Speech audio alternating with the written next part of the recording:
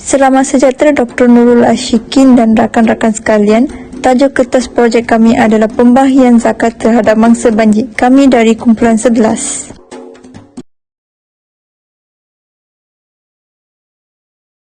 Assalamualaikum dan salam sejahtera kepada doktor dan rakan-rakan. Saya Muhammad Irfan Irsyad akan membentangkan kajian kami yang bertajuk pembahagian zakat terhadap mangsa banjir. Banjir merupakan bencana alam yang sering berlaku di Malaysia pada setiap tahun. Walaupun amaran awal telah dikeluarkan, namun mangsa banjir tidak mampu untuk mengelak daripada bencana tersebut. Banjir merupakan keadaan air yang menenggelami ataupun mengenangi sesuatu kawasan ataupun tempat yang luas. Banjir juga berlaku pada kecepatan sederhana, namun mempunyai saiz bencana yang besar. Banjir yang teruk boleh mengakibatkan kerosakan harta benda seperti rumah kediaman, perabot, kenderaan dan sebagainya. Banjir yang teruk juga boleh mengancam nyawa. Mangsa banjir terdiri daripada golongan yang ditimpa bencana banjir dan mengalami kesukaran hidup akibat bencana tersebut. Mangsa banjir juga terdiri daripada mereka yang menghadapi kesukaran hidup serta hilang punca rezeki dalam sekelip mata. Mangsa banjir juga menghadapi kesukaran kerana kemusnahan harta benda dan dalam masa yang sama mereka juga menghadapi masalah ekonomi akibat bencana banjir tersebut. Sebagai contoh, mereka kehilangan tempat tinggal, makanan yang tidak mencukupi, pakaian dan lain-lain kerosakan yang diakibatkan oleh banjir. Hal ini akan menjadi semakin buruk apabila mangsa banjir tidak diberi bantuan dengan segera. Oleh itu, pengkaji ingin mengkaji peranan zakat dalam membantu mangsa-mangsa banjir. Seterusnya, objektif kajian. Objektif kajian kami terbahagi kepada dua. Yang pertama, menganalisis pembahagian zakat terhadap mangsa banjir. Dan yang kedua, menganalisis golongan yang berhak menerima zakat semasa ataupun selepas banjir.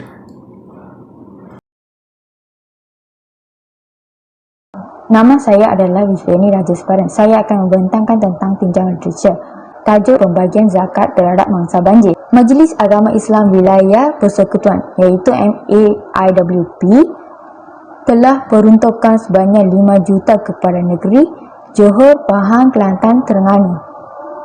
Setiap negeri menerima 1.25 juta ringgit dibagi kepada dua iaitu bantuan keperluan dan sumbangan. Pihak Pusat Zakat Sabah memberi peruntukan sebanyak RM50,000 kepada daerah Beaufort yang dilanda banjir. Selain itu, RM35,000 telah peruntukan kepada daerah Tenom dan Keningau. Subtajuk adalah agian zakat.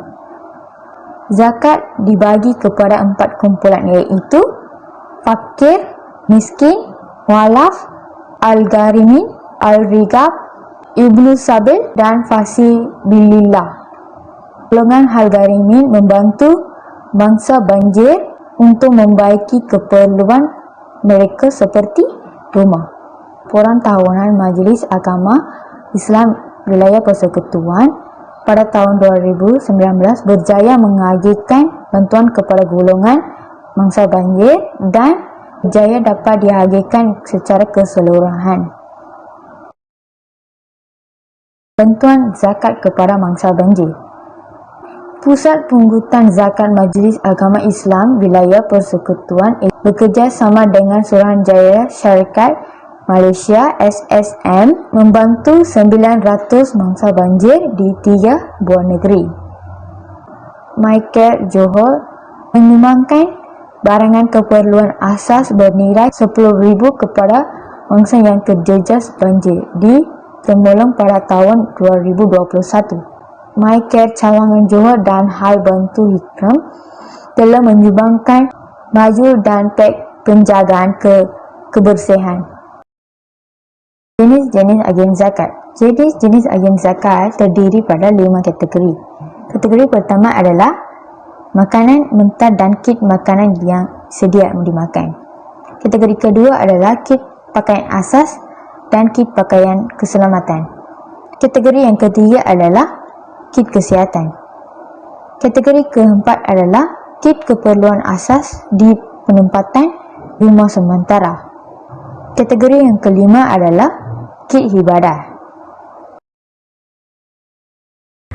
Nama saya Syalini Anam Pempamutu. Saya akan diteruskan dengan kajian lepas.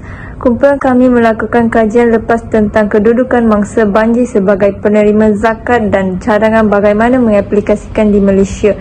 Kajian mendapati bahawa terdapat dua pendapat ulamaan. Pendapat pertama sebagai Hasnaf fi Salila dan Hasnaf Fakir. Manakala pendapat kedua adalah Hasnaf Al-Girimi. Status darurat dalam konteks Hasnaf Al-Girimi dikenal pasti dalam kajian ini. Seterusnya, beberapa skim bantuan zakat turut dicadangkan berdasarkan prinsip-prinsip agian zakat kepada mangsa banjir. Dalam konteks Syar Hazara adalah di mana zakat disalurkan kepada kepentingan umum umat Islam dan ini adalah nas atau keterangan iman hal hadi. Manakala fil salila bermaksud kepentingan-kepentingan umum yang tidak dimiliki oleh sesiapa. Seterusnya, menurut iman Abu Hanifah, orang fakir dan miskin tidak memiliki harta dan tergolong sebagai penerima zakat.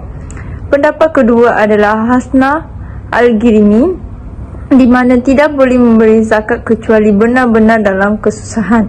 Kesimpulannya, zakat dilakukan secara segera lepas mengenal pasti mereka yang layak menerima zakat. Seterusnya, cadangan skim bantuan zakat. Terdapat 6 prinsip skim bantuan zakat. Prinsip pertama adalah istihab, bermaksud menyeluruh. Dengan ini, harta berzakat hendak diharikan kepada semua golongan asnaf. Prinsip kedua adalah istisas, bermaksud ketetapan zakat dibagikan kepada 8 hasnaf yang disebutkan oleh Allah. Prinsip ketiga adalah hak yang dijelaskan oleh penulis. Hak zakat ini perlu disalurkan dengan sistem yang teratur dan cekal.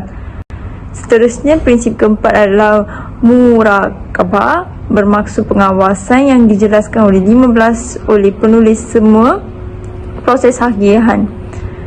Seterusnya adalah prinsip yang hal kifayah, bermaksud mencukupi, dijelaskan secara keterangan. Ia perlu memenuhi keperluan asas yang sebenar dan akhir adalah berdasarkan kepada hak kifayah sesuatu kawasan.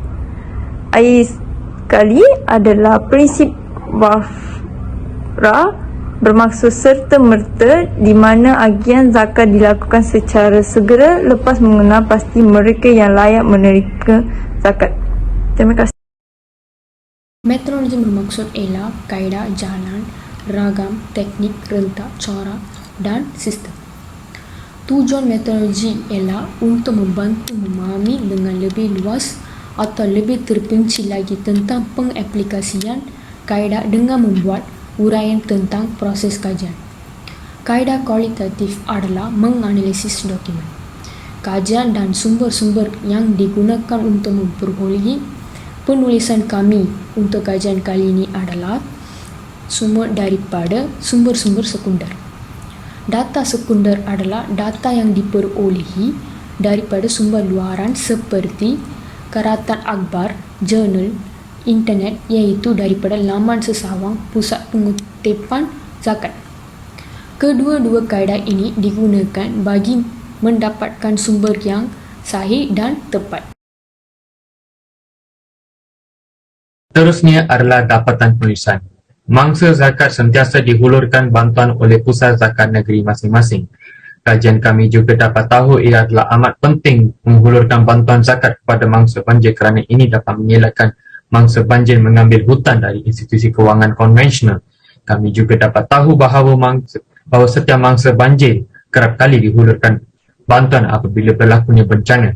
Agihan zakat kepada mangsa banjir dihulurkan untuk mereka meneruskan hidup dengan keperluan asas. Agihan zakat kepada mangsa banjir juga dapat mendirikan rumah tangga mereka kerana barang-barang yang musnah akibat banjir. Seterusnya adalah negeri-negeri yang menghulurkan jenis dan skim bantuan, iaitu Kelantan bayaran keperluan darurat, Sabah bayaran melangsaikan hutang asasi, Terengganu bantuan golongan yang terpaksa berhutang, Pahang orang yang berhutang untuk memenuhi keperluan asas mereka. Akhir sekali adalah pembahagian zakat kepada mangsa banjir adalah amat penting kerana ada daripada mereka berpendapatan rendah dan merupakan daripada golongan B40. Pusat zakat negeri masing-masing telah memainkan peranan penting dalam negeri masing-masing untuk membantu mangsa banjir. Ini juga dapat mengelakkan mangsa banjir dari mengambil hutang daripada Along dan institusi-institusi kewangan lain. Menurut Dr. Yusuf Al-Qardawi, dalam fiqh zakat menyatakan golongan yang ditimpa musibah seperti banjir layak menerima bantuan agar mereka tidak berhutang dan dapat meneruskan hidup mereka. Sekian sahaja daripada kumpulan kami. Sekian, terima kasih.